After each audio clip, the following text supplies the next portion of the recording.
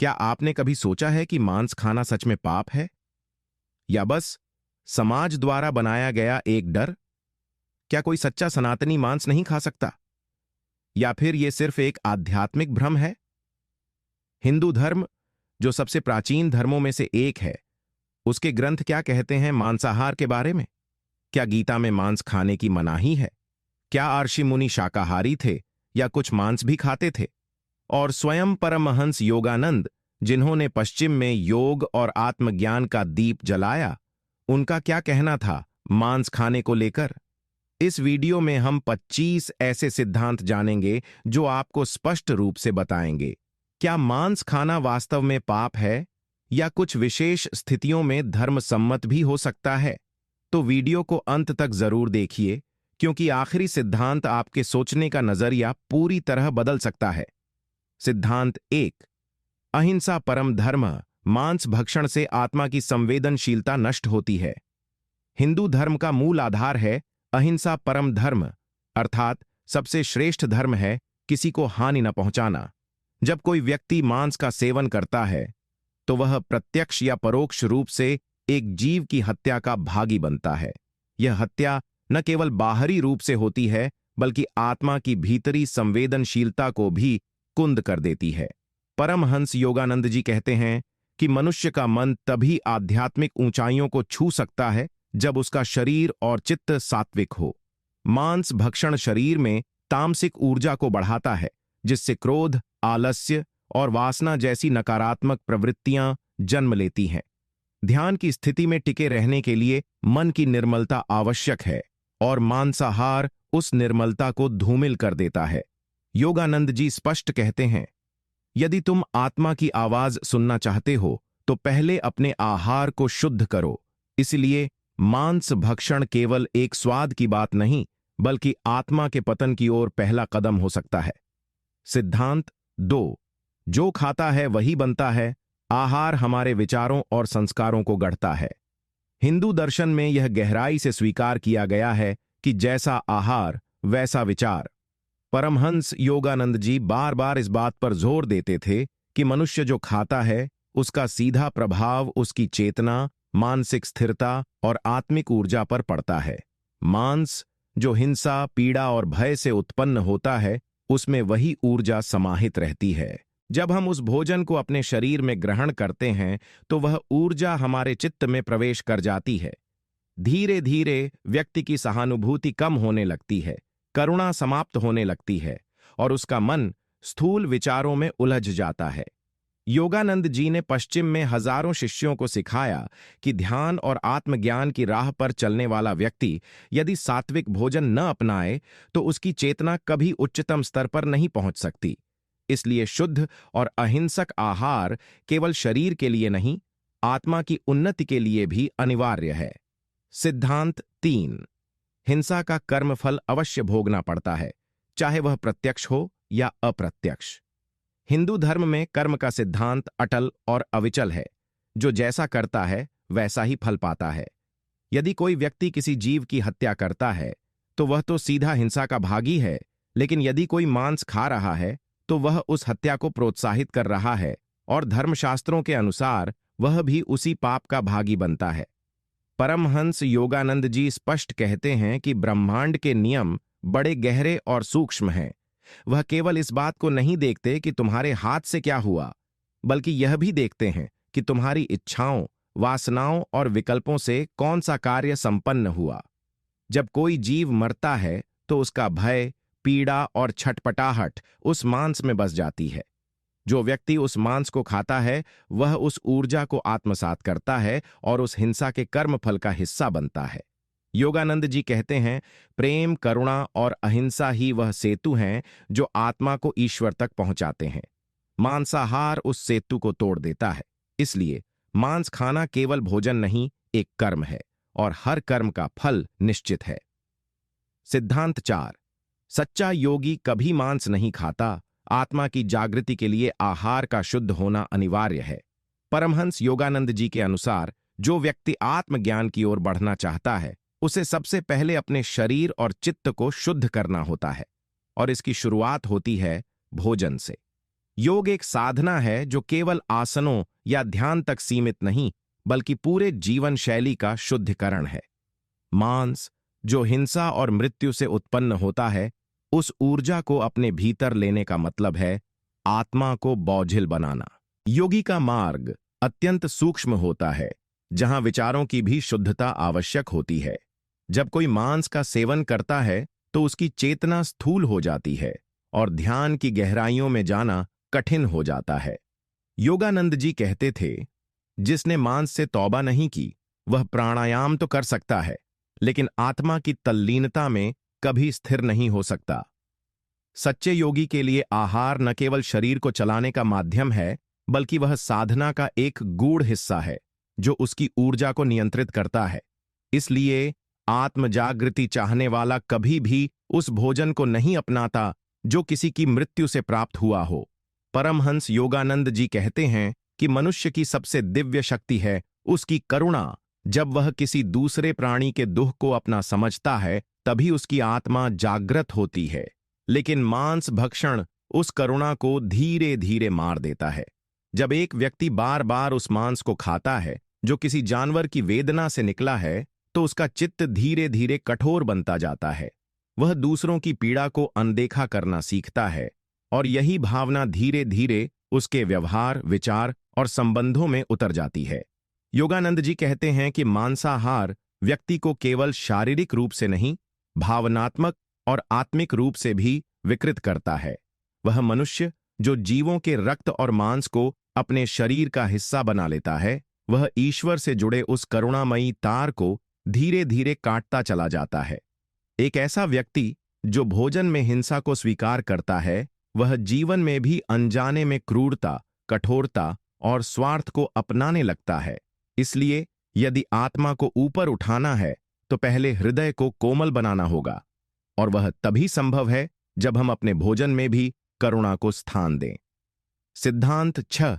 मांसाहार से शरीर रोगग्रस्त होता है। आध्यात्मिक प्रगति के लिए स्वास्थ्य का सात्विक होना आवश्यक है। परमहंस योगानंद जी ने सदैव यह सिखाया कि आत्मा की यात्रा तभी सफल हो सकती है जब शरीर उसका सशक्त और शुद्ध साधन बन जाए।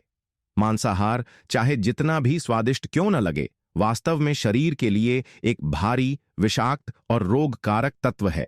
वैज्ञानिक रूप से भी यह सिद्ध हो चुका है कि मांस शरीर में कोलेस्ट्रॉल, अम्लता, कब्ज, हृदय रोग और कैंसर जैसे गंभीर रोगों को जन्म देता है। लेकिन आध्यात्मिक दृष्टि से भी यह और अधिक हानिकारक है। जब शरीर रोगी होता है तो मन भी बेचैन और चंचल हो जाता है, और जब मन चंचल हो तो ध्यान और साधना में स्थिर होना असंभव हो जाता है। योगानंद जी ने कहा, तुम्हारा शरीर तुम्हारा मंदिर है। उसमें जो कुछ भी प्रवेश करता है वह तुम्हारे भीतर ईश्वर के प्रकाश को या तो तेज करता है या बुझा देता है। मांस जो मृत है वह शरीर में सड़न, भारीपन और आलस्य लाता है, जिससे साधक की ऊर्जा नीचे गिरती है। इसके विपरीत फल, सब्जियां और सात्विक भोजन शरीर को हल्का, मन को स्थिर और आत्मा को तेजोमयी बनाते हैं। इसलिए मांसाहार केवल स्वाद का प्रश्न नहीं है, बल्कि यह आपकी साधना को रोकने वाला एक बड़ा बाधक है। सिद्धांत 7। प्रेम और एकता की भावना मांसाहार से नष्ट होती है। जीवों में ईश्वर को देखना ही सच्ची भक्ति है। परमहंस योगानंद जी सिखाते हैं कि जब तक मनुष्य हर जीव में परमात्मा को देखना नहीं सीखता, तब तक उसकी भक्ति अधूरी रहती है। जब कोई व्यक्ति मांस का सेवन करता है तो वह अपने व्यवहार से यह दर्शाता है कि दूसरे प्राणियों का जीवन उसके स्वाद, सुख या सुविधा से कम मूल्य का है। यह भावना न केवल अहंकार को जन्म देती है, बल्कि उस ईश्वरीय एकता को भी तोड़ देती है जो हर जीव में व्याप्त है। सनातन धर्म कहता है कि वसुधैव कुटुंबकम, अर्थात संपूर्ण विश्व एक परिवार है। लेकिन जब हम किसी निरीह प्राणी की हत्या को भोजन मानते हैं, तो हम उस परिवार के ही एक सदस्य की पीड़ा को अनदेखा कर देते हैं। योगानंद जी कहते हैं, सच्चा साधक वही है जो न केवल मानवों से प्रेम करता है, बल्कि पशु, पक्षी, कीट और वृक्षों तक को अपने भीतर की दया से स्पर्श करता है। मांसाहार इस कोमलता को नष्ट करता है और मनुष्य को आत्म केंद्रित बना देता है।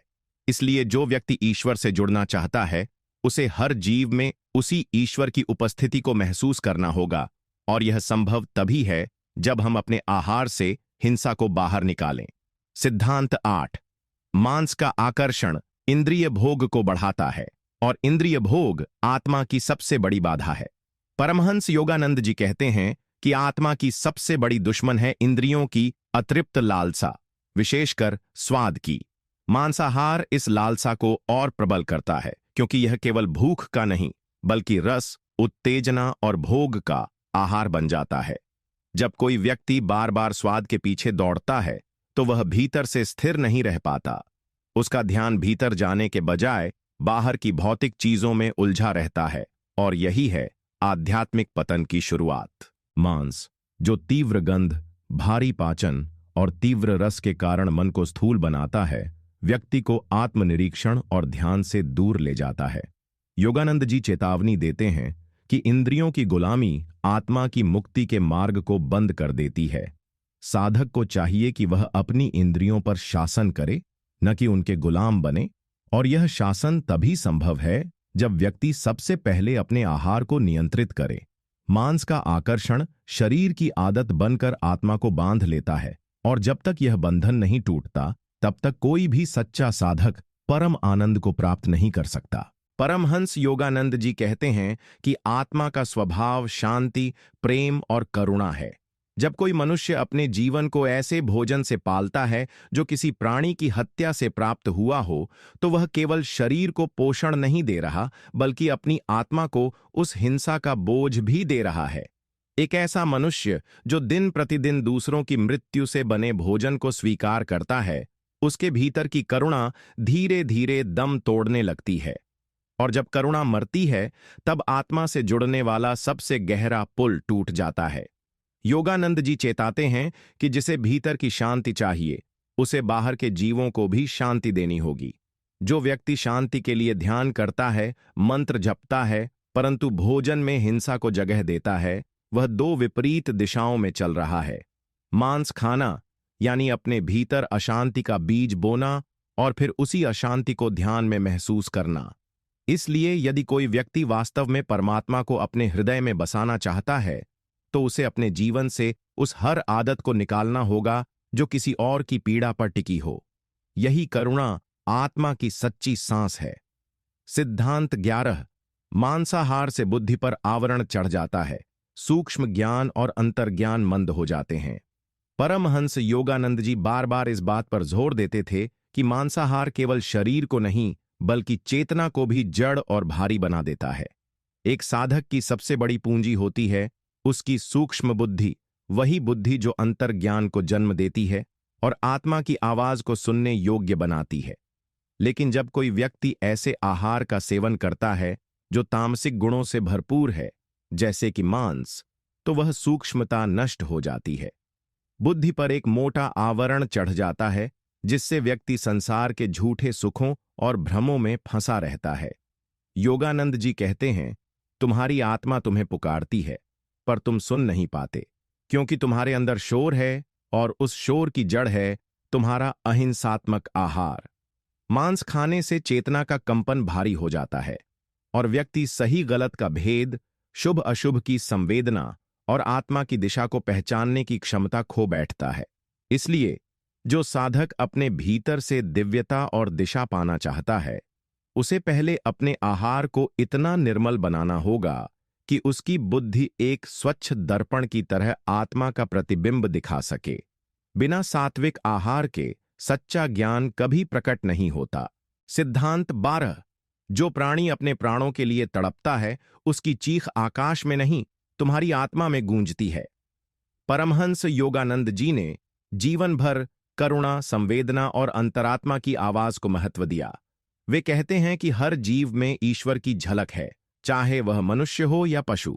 जब कोई जीव मारा जाता है तो उसकी तड़प, उसकी चीखें केवल बाहरी दुनिया में नहीं गूंजती, बल्कि वह ऊर्जा हमारे सूक्ष्म शरीर में प्रवेश कर जाती है यदि हम उसका मांस अपने भोजन में स्वीकार करते हैं।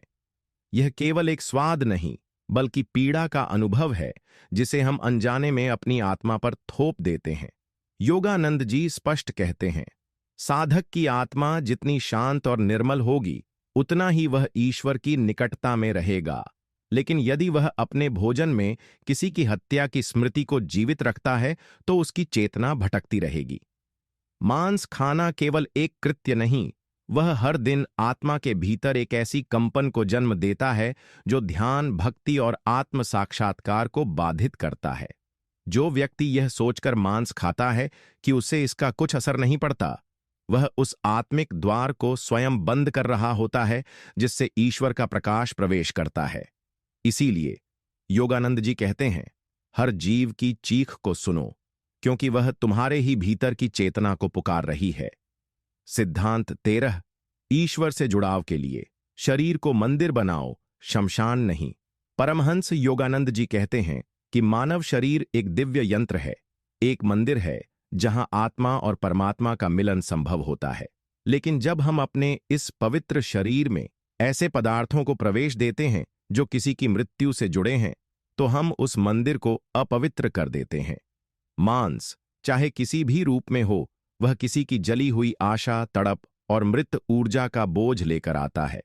ऐसा भोजन शरीर को शुद्ध नहीं करता, बल्कि उसे शमशान के समान बना देता है, जहां जीवन नहीं, केवल मृत्यु का कंपन बसता है।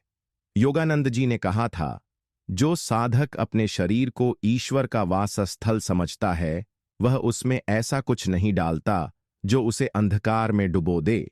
जब हम सात्विक आहार अपनाते हैं, तो हमारा शरीर तेजस्वी, मन स्थिर और आत्मा प्रबुद्ध होती है। लेकिन जब हम मृत प्राणियों का शरीर खाते हैं, तो वह मांस केवल हमारे अंगों का हिस्सा नहीं बनता, वह हमारे विचारों को भी विषैला बना देता है। इसलिए यदि तुम ईश्वर को अपने भीतर महसूस करना चाहते हो, तो अपने शरीर को ऐसा पवित्र बनाओ कि वह ध्यान और दिव्यता के योग्य बन सके, न कि ऐसा कि उसमें मृत्यु की स्मृति जीवित रहे। सिद्धांत 14। मांसाहार मनुष्य को पशुता की ओर ले जाता है, और पशुता आत्मिक विकास की उलटी दिशा है।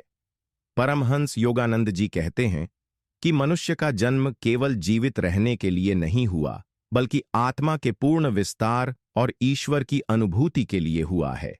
लेकिन जब मनुष्य अपने आहार में मांस को स्थान देता है, तो वह धीरे धीरे उन्हीं पशु प्रवृत्तियों की ओर लौटने लगता है जिनसे वह लाखों योनियों की यात्रा करके ऊपर उठा था। मांस, जो हिंसा, रक्त और मृत्यु से जुड़ा है, उसे खाने से मनुष्य के भीतर दया, विवेक और संयम जैसी दिव्य शक्तियां क्षीण होने लगती हैं। वह फिर से क्रोध, काम, लोभ, भय और वर्चस्व की उसी पशु मानसिकता की ओर झुकने लगता है जिससे निकलकर उसे मनुष्यत्व मिला था। योगानंद जी स्पष्ट करते हैं कि मनुष्यता का तात्पर्य है चेतना का विकास, और चेतना का विकास तभी संभव है जब हम स्वयं को उन आदतों से मुक्त करें जो हमें नीचे खींचती हैं।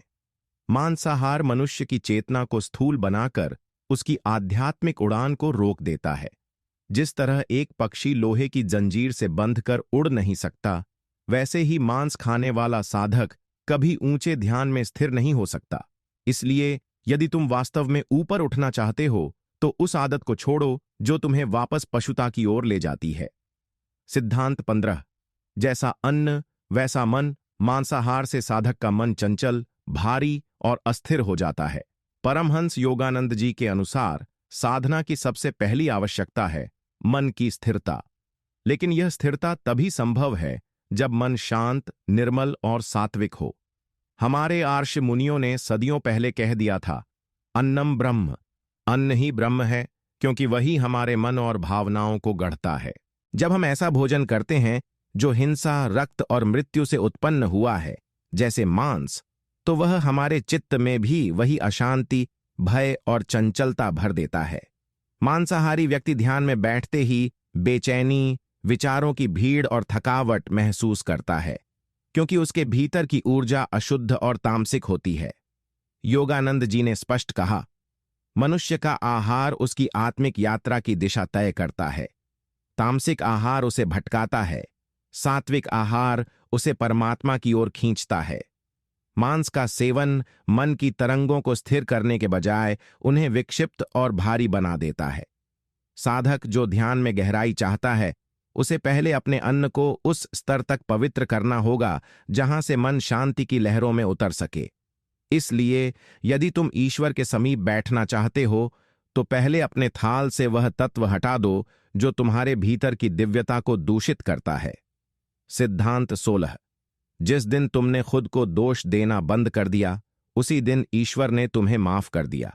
परमहंस योगानंद जी बार बार यह बात कहते हैं कि आत्मा कभी पापी नहीं होती, केवल अहंकार और भ्रम की परतें उस पर चढ़ जाती हैं।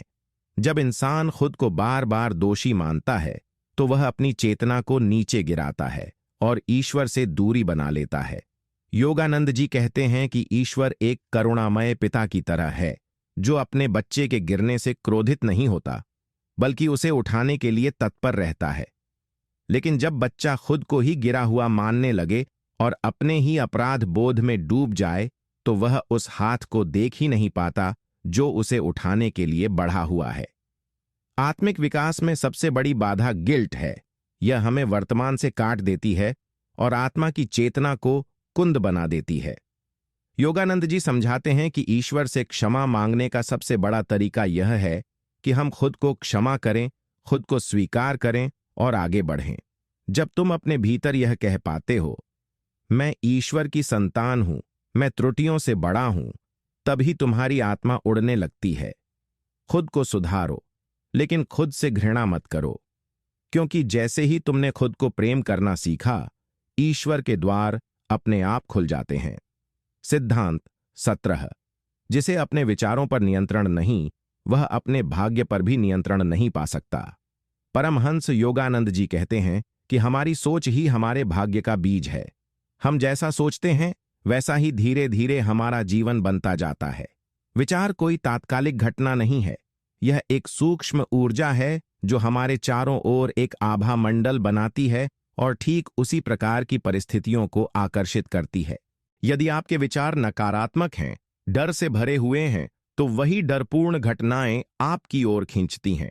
और यदि आपके विचार सशक्त, प्रेमपूर्ण और साहसी हैं, तो ब्रह्मांड आपके सामने वैसे ही अवसर प्रस्तुत करता है।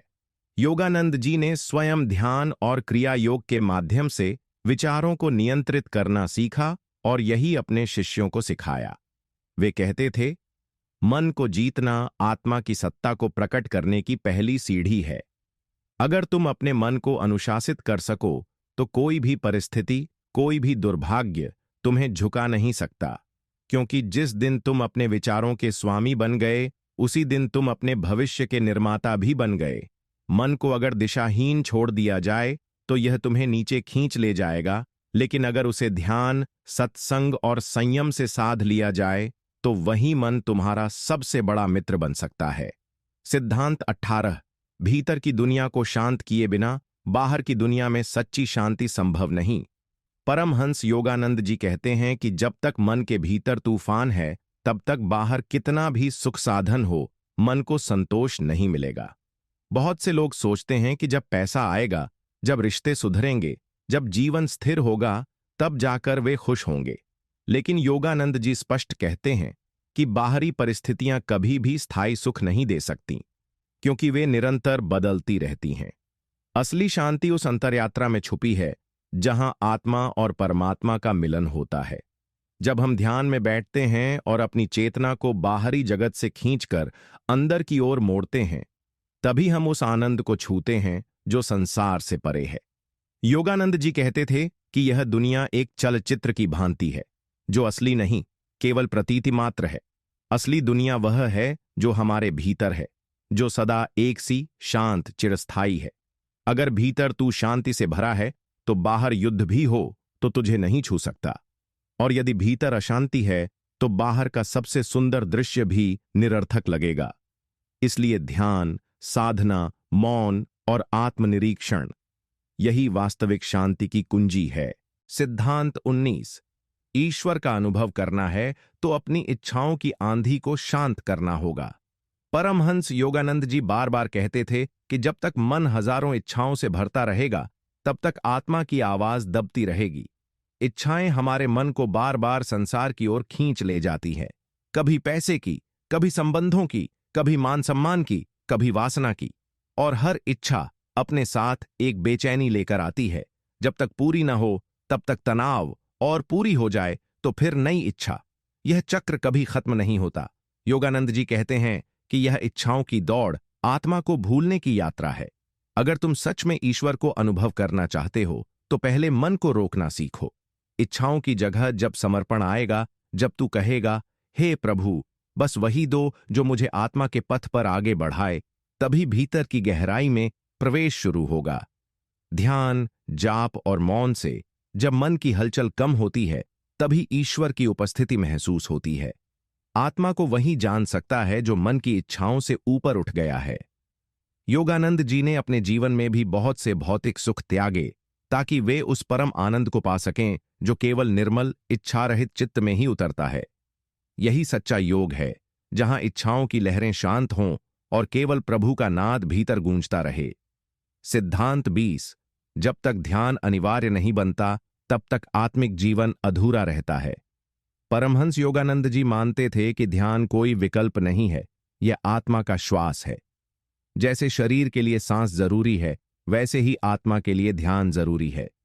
बहुत से लोग सोचते हैं कि कभी कभार ध्यान कर लेना काफी है, लेकिन योगानंद जी कहते थे कि जब तक ध्यान जीवन का केंद्र नहीं बनता, तब तक आत्मिक उन्नति अधूरी रहेगी। ध्यान से मन के विकार समाप्त होते हैं, आत्मा की आवाज स्पष्ट होती है और ईश्वर का अनुभव साक्षात रूप लेता है।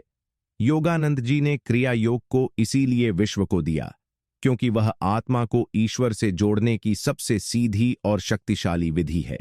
ध्यान से केवल शांति नहीं मिलती, बल्कि आत्मा की दिव्यता का दरवाजा खुलता है। ध्यान एक अभ्यास नहीं, एक प्रेम है। प्रभु से मिलने की तड़प का मार्ग है। जब ध्यान तुम्हारे लिए उतना ही जरूरी हो जाए जितना कि खाना, पानी या नींद, तब समझो कि तुम सचमुच आत्मा के मार्ग पर चल रहे हो। योगानंद जी स्वयं प्रतिदिन घंटों ध्यान करते थे और उन्होंने अपने शिष्यों से भी यही अपेक्षा की कि वे ध्यान को सर्वोपरि रखें। ध्यान से ही मन वश में आता है, विकार गलते हैं और आत्मा प्रभु में विलीन होती है। जब ध्यान कोई आदत नहीं बल्कि जीवन का आधार बन जाए, तब प्रभु की कृपा स्वतः बरसने लगती है। सिद्धांत 21। दुख से भागो मत, उसे ईश्वर की ओर जाने की सीढ़ी बनाओ। परमहंस योगानंद जी का यह गूढ़ सिद्धांत बहुत ही गहरे अर्थ रखता है। वे कहते थे कि जीवन में जो भी दुख आता है, वह आत्मा को जगाने के लिए आता है। दुख कोई शाप नहीं, बल्कि प्रभु का संकेत है कि अब समय है भीतर लौटने का। बहुत से लोग दुख आने पर ईश्वर को कोसते हैं या जीवन से भागने लगते हैं, पर योगानंद जी सिखाते हैं कि जिस क्षण तुम दुख को एक अवसर की तरह देखना शुरू करते हो, उसी क्षण वह तुम्हारे भीतर प्रकाश उत्पन्न करता है। उन्होंने कहा कि जब जीवन आसान होता है तब व्यक्ति सोया रहता है, लेकिन जब पीड़ा आती है तब आत्मा पुकारती है, प्रभु मुझे बचाओ। यही पुकार ध्यान, प्रार्थना और भक्ति की सच्ची शुरुआत होती है। दुख हमें झूठे अहंकार को तोड़ने, माया से मुक्त करने और ईश्वर की गोद में लौटने का मार्ग दिखाता है। योगानंद जी ने स्वयं अनेक कष्टों का सामना कर हंसते हुए कहा था कि जब तुम दुख में मुस्कुरा सकते हो, तब जानो कि तुम्हारी आत्मा प्रभु से मिलन के निकट है। उन्होंने हमें सिखाया कि दुख से डरना नहीं है, बल्कि उसे ध्यान और भक्ति से रूपांतरित करना है। हर आंसू, हर चोट, हर असफलता तुम्हें भगवान तक पहुंचाने वाली सीढ़ी है, अगर तुम उस मार्ग पर चलना चुनो। सिद्धांत 22। ईश्वर से सच्चा संबंध वही है जो स्वार्थ रहित प्रेम पर टिका हो। परमहंस योगानंद जी बार बार कहते थे कि सच्चा प्रेम वही है जिसमें कोई शर्त न हो, कोई स्वार्थ न हो, और यही नियम ईश्वर से संबंध बनाने में सबसे अधिक महत्वपूर्ण होता है। बहुत से लोग ईश्वर की पूजा करते हैं, जाप करते हैं, मंदिरों में जाते हैं, लेकिन भीतर से केवल तभी जब कोई समस्या आती है या कोई इच्छा अधूरी रहती है।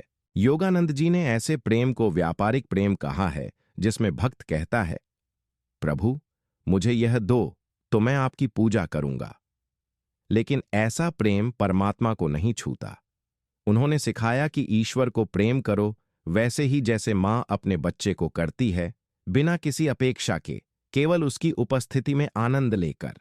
जब प्रेम शुद्ध होता है, जब आप ईश्वर से कुछ मांगने नहीं बल्कि केवल उसका सान्निध्य पाने के लिए भीतर उतरते हो, तभी आत्मा और परमात्मा का सच्चा मिलन होता है। योगानंद जी कहते थे कि ईश्वर को कोई भौतिक वस्तु नहीं चाहिए, उसे केवल तुम्हारा हृदय चाहिए, पूर्ण समर्पण के साथ। उन्होंने कहा कि अगर तुम हर दिन प्रभु से यही कह सको कि हे प्रभु, मैं आपसे कुछ नहीं चाहता, बस आप चाहिए, तो जानो कि तुम आत्मज्ञान के सबसे निकट पहुंच चुके हो। यह प्रेम, यह समर्पण, यह संबंध जब बन जाता है, तब जीवन में कोई दुख, कोई असुरक्षा, कोई भय शेष नहीं रहता, केवल परम शांति और स्थायी आनंद बचता है। सिद्धांत 23। मन को जीतना ही सच्ची आध्यात्मिक विजय है।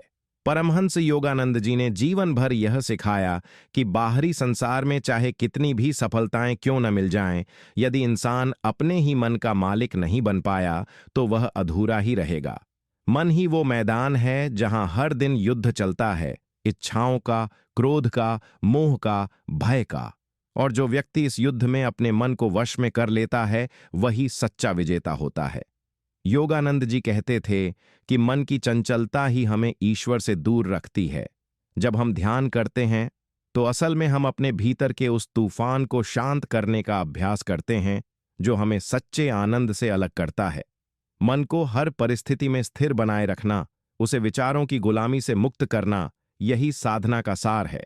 उन्होंने कहा कि एक शांत मन ही ईश्वर का मंदिर है, जहां जब मौन गहराता है तब आत्मा की आवाज सुनाई देती है। परमहंस जी समझाते थे कि साधारण इंसान हर भावना के पीछे दौड़ता है, कभी गुस्सा, कभी लोभ, कभी लालच। लेकिन जो व्यक्ति अपने मन को नियंत्रित करना सीख लेता है, वह इन भावनाओं को एक बाहरी तमाशे की तरह देखता है, न कि उनका शिकार बनता है। योगानंद जी का यह स्पष्ट संदेश था कि जब तक मन को अपने चरणों में नहीं झुकाया, तब तक कोई भी ध्यान, कोई भी पूजा सच्चे फल नहीं देती। मन को जीतो, वही तुम्हारी आत्मा की स्वतंत्रता का द्वार है। सिद्धांत 24। सच्चा सुख बाहरी दुनिया से नहीं, भीतर की आत्मा से आता है। परमहंस योगानंद जी हमेशा कहते थे कि हम जीवन भर जिस सुख की तलाश करते हैं, वह बाहर नहीं, बल्कि हमारे भीतर पहले से ही मौजूद है, आत्मा के रूप में। लेकिन मनुष्य की सबसे बड़ी त्रासदी यही है कि वह इस दिव्य सत्य को भूलकर संसार की क्षणिक वस्तुओं और संबंधों में सुख ढूंढता है।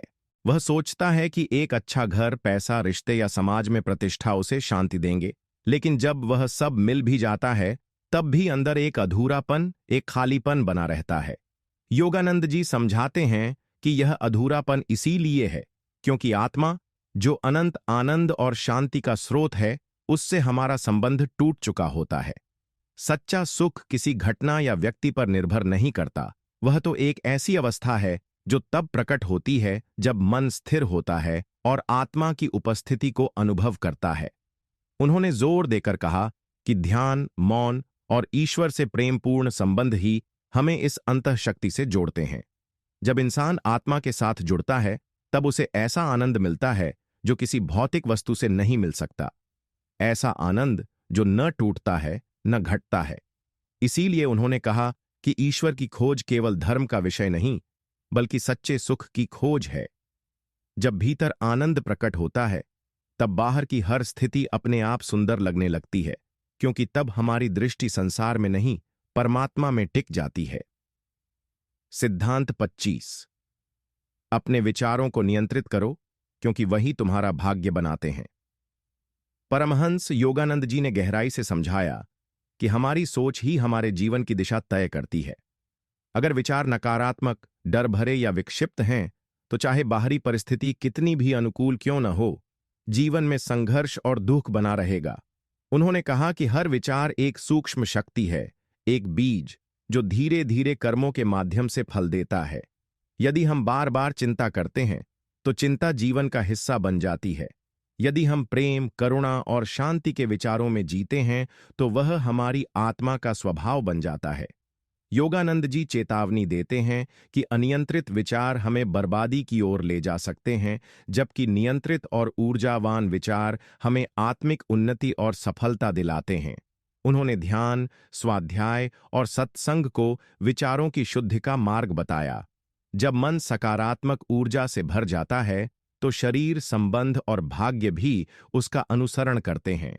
उन्होंने कहा कि ईश्वर ने मनुष्य को एक दिव्य शक्ति दी है, विचार निर्माण की शक्ति, जिसे सही दिशा में लगाया जाए तो हम किसी भी अंधकार को प्रकाश में बदल सकते हैं।